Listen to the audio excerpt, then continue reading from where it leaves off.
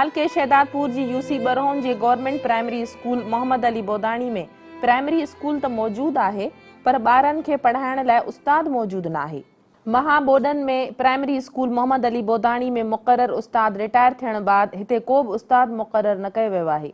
School में पढ़ंदड़ शागिर्दनि ऐं शागिर्दियाणियुनि जे वालिदेन पारां दाहिण खां पोइ उस्ताद जी मुक़ररी लाइ लिखत में ॾिनल दरख़्वास्त बाद डीओ एजुकेशन प्राइमरी सांगड़ हिकु उस्ताद जी मुक़ररी लाइ लेटर जारी कयो पर उस्ताद स्कूल में अचण लाइ तैयार ई न आहे।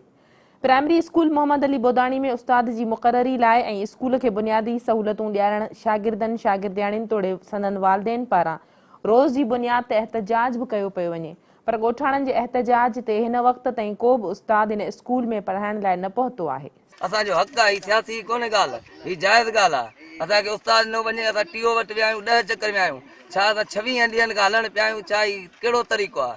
बिल्डिंग जी हालत तव्हां ॾिसो, ॿार वेही सघनि था?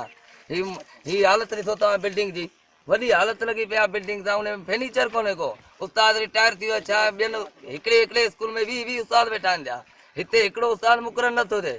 2 महीना थी विया आहिनि। सभिनी खां अपील था कयूं था चूंडियल नुमाइंदा जेके पाइनि मुश्तरका, ईअं न आहे त पीपल्स पार्टी जा आहिनि या मुस्लिम लीग जा आहिनि, पर चूंडियल जेको बि हुनजो हक़ थो ठहे त पंहिंजे तक में कमु करे। वाकई हिननि जो हक़ आहे, हिननि जो राइट आहे।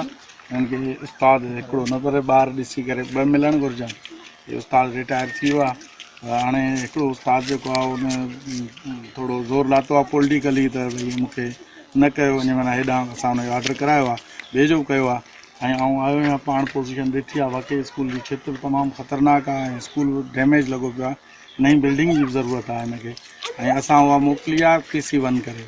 पोइ स्कूल असां वटि आई आहे लिस्ट, इनशाला PC2 थी हिन जी जेका नए सिर जेका तमीर बि थींदी ऐं 4 दीवारी बि थींदी ऐं इन करे आउं आयुसि। वाकई हिननि जो जाइज़ मसइलो आहे, वीचारा हिननि खे शाबस हुजे, जस हुजे, 2-3 ॼणा ही जेके आहिनि से वटि कंदा, कोशिशि कंदा, हिननि जो हक़ आहे, इहो राइट आहे ऐं आउं पाण हिननि सां हिन ॻाल्हि में शामिल आहियां, ॿधल आहियां ऐं आउं हींअर बि आयो आहियां त उहो उस्ताद रिलीव कराए हिते हुनखे जॉइन कराइण आयो आहियां। कंहिं बि क़िस्म जी कंहिं पॉलिटिकली असर कोन बर्दाश्त कंदासीं। जेको बि थियो, हींअर बि आउं 52 ऑर्डर करायो हुआ जेके स्कूल बंदि आहिनि टोटलनि जा, ऐं उहो मूंखे फाइट करणी आहे। ज़ाहिर आहे उन्हनि सभिनी उस्तादनि खे उते रिलीव कराए राति ॾींहं करे उहे स्कूल मूंखे खोलाइणा आहिनि। ॿिए तरफ़ सिंध जे नाले वारे सूफ़ी रागी मांझी फ़कीर बोदाणी जो जीअं त ही अबाणो ॻोठु आहे, जंहिं पिणु सिंध TV न्यूज़ सां ॻाल्हाईंदे स्कूल जी सूरत हाल ऐं उस्ताद जे न अचण वारे अमल ते ॻणतीअ जो इज़हार कंदे स्कूल खे समूरियूं बुनियादी सहूलतूं ॾियण जी घुर कंदे चयो त असांजे पुठ ते छोकिरा विया आहिनि। मुंहिंजे ख़्याल में जज खे चयो अथनि, पंहिंजो जज आयो बि हो, DC साहिब खे उहे विज़िट करे विया आहिनि, ॾिसी विया आहिनि, आसिरो ॾेई विया आहिनि। ॾिसी हाणे छा थो थिए।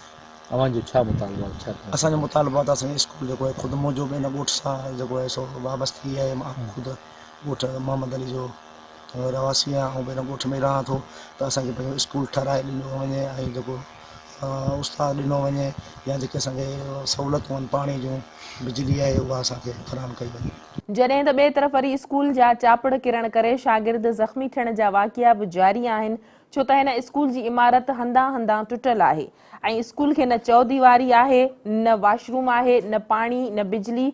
पर इन्हनि मसइलनि बावजूद शागिर्द ऐं शागिर्दियाणियूं रोज़ानो अची उस्ताद न हुअण करे मायूस थी वापसि थी वञनि था।